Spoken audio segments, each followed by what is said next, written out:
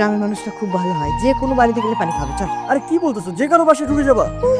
কি বলিস, পানি খাওয়াতে পারলে খুব খুশি হবে।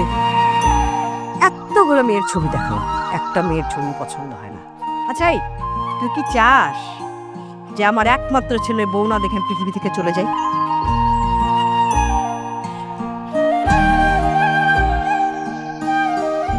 আচ্ছা আমাকে একটা কথা বলেন তো, আপনার মতলবটা কি?